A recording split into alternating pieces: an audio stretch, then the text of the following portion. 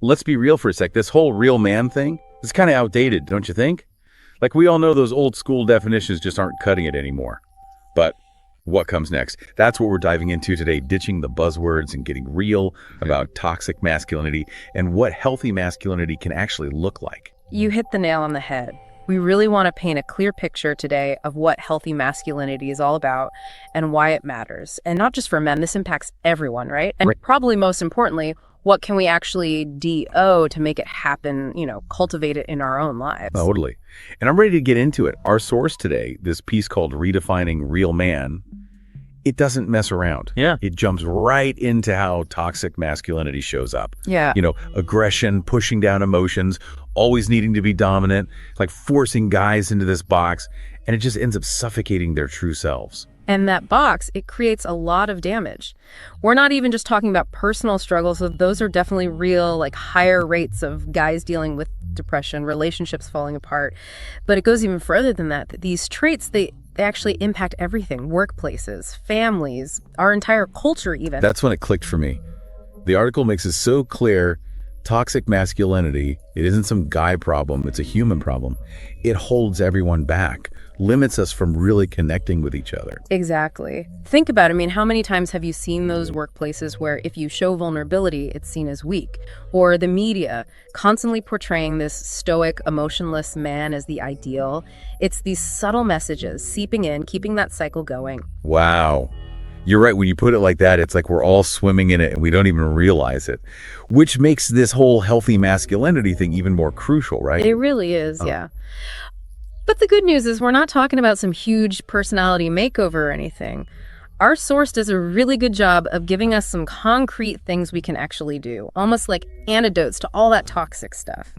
And one that I thought was super interesting was this 1-minute rule. Okay, I got to be honest. At first, I saw that and I was like, 1 minute, really? But then I kept reading. So what's the deal with this 1 minute rule and why does it matter so much? Yeah, it's kind of surprisingly simple. Just picture this.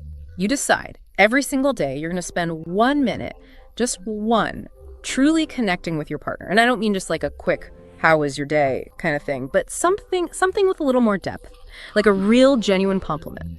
Or telling them something specific you appreciate about them and really truly listening to what they have to say back. So it's about making that minute really matter, more about quality over quantity. Yeah, exactly. And the really cool thing is there's research to back this up. Studies show that these little acts of connection, they're like deposits into this emotional bank account, And those deposits make a huge difference in how satisfied people are in their relationships long term. It's like they say, right? The little things are the big things. See, this is what I love about these deep dives, those aha moments, and they're backed up by actual science. It makes you realize we've got way more power than we think to change things just by being a little more intentional. Speaking of intentionality, the article also talks about how powerful gratitude can be. What's the connection there? Gratitude is huge. And it fits in perfectly with this whole idea of connection. What the article talks about is how when we express real, genuine gratitude, even for something small, it can actually start to break down those walls that toxic masculinity builds up. It's like we're shifting out of this what can I get mindset and into I appreciate what you do kind of thinking, That's so true. It's funny, when I was reading that part, I immediately thought about how different I act with, say, my best friend versus some guy I'm like maybe going on dates with. With my friend, there's already that trust and openness, but with someone new, I might hold back, try to seem cool. Exactly. And that right there, that's how sneaky those patterns we've learned can be. We might not even realize we're performing, putting on this front of being strong, instead of just letting ourselves be vulnerable, which is really where the good stuff happens. You said good stuff. And it really made me think about when the article talked about vulnerability as like a total light bulb moment. I mean, we're practically raised to think being vulnerable is bad, but this article, it argues that vulnerability is the key to having deeper, more fulfilling relationships. Yeah. And it totally makes sense. Totally.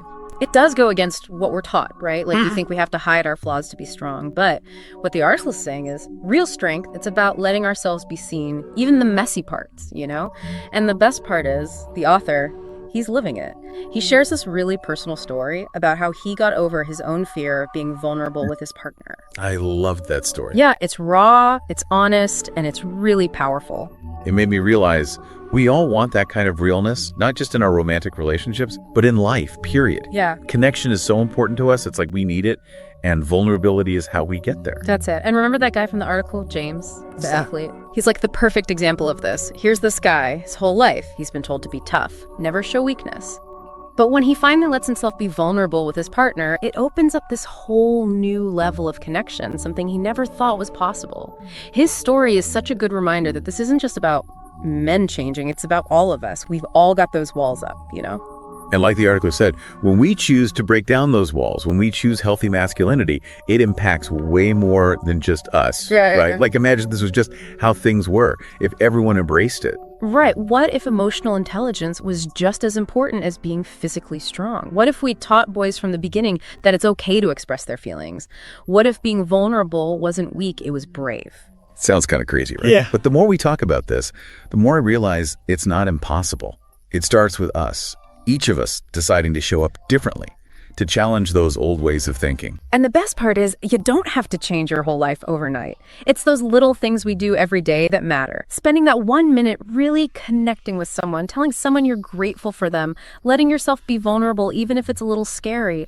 All those little choices, they add up. They can really make a difference way beyond just ourselves. That's so true. This whole conversation's been a great reminder that change starts with us. So as we wrap up, here's something to think about.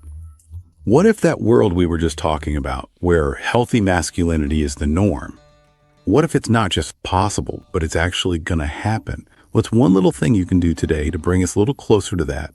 Thanks for joining us for this deep dive. We'll see you next time for another one.